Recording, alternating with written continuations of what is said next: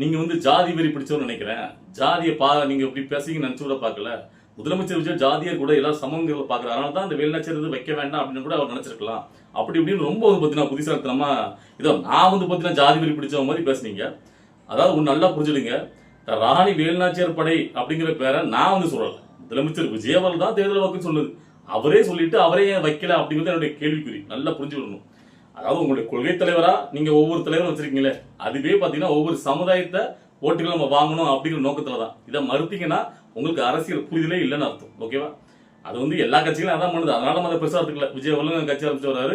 அதனால இப்போ வேலுநாச்சியார் வச்சுக்கணும் முக்குள சமுதாய ஓட்டுகள், காமராஜர் வைக்காங்கன்னா பாத்தீங்கன்னா நாடார் சமுதாய ஓட்டுகள், அதுக்கப்புறம் பாத்தீங்கன்னா அஞ்சலி அம்மலை வச்சீங்கன்னா வன்னிய சமுதாய மக்கள் ஓட்டுகள், அப்புறம் அம்பேத்கர்னா தலித் சமுதாயம், அப்படி பெரிய இப்படி ஒவ்வொருத்தருக்கும் ஒவ்வொரு காரணங்களா வச்சு நீங்க வந்து பெரிய பெரிய சமுதாயங்கள் தமிழ்நாட்டிற்குடைய ஓட்டுகளை வாங்குற விதமா தான் அதை வந்து வச்சிருக்காரு. ஸோ அப்படி இதெல்லாம் வைக்கும் போது முதலமைச்சர் விஜய் அவர்களுக்கு தெரியாதா? ஸோ அப்படி வச்சுட்டு நீங்களே சொன்ன வார்த்தையை நீங்க இப்ப ஏன் வைக்காம போறீங்க? இப்ப மட்டும் தான் உங்களுக்கு அது ஜாதி பாகுபாடு தெரியுதா அப்படிங்கிறது என்னுடைய கேள்வி. ஏன்னு கேட்டீங்கன்னா இப்போ அவங்க வைக்காம போறதுக்கு பின்னாடி அவங்க கூட இருக்கிற அழுத்தத்தின் பேர்ல இதை வைக்க கூடாது. ஸோ நான் என்ன கேட்கிறேன்னா இதை வைக்கல, சரி விடுங்க. இனிமேல் நீங்க எந்த ஒரு திட்டத்துக்கும், அதாவது காமராஜர் கல்வி உறுதி திட்டம் சொன்னீங்களா, காமராஜர் கல்வி உறுதி திட்டம் நீங்க வைக்கக்கூடாது.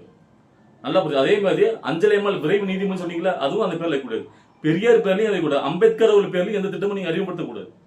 அப்படி நீங்க பண்ணல அப்படின்னா ஓகே, நாங்க வந்து இதை வந்து சரி முதலமைச்சர் விஜய் அவர்கள் சரியா பண்றாரு நான் ஒத்துக்கிடுவேன். ஆனா இதுக்கப்புறம் நீங்க அப்படி பண்ணீங்கன்னா அப்ப வேணும்னே நீங்க திட்டமிட்டு நீங்க வந்து முக்குளத்தூர் சமுதாயத்தை ஒதுக்குறதா தான் பார்க்க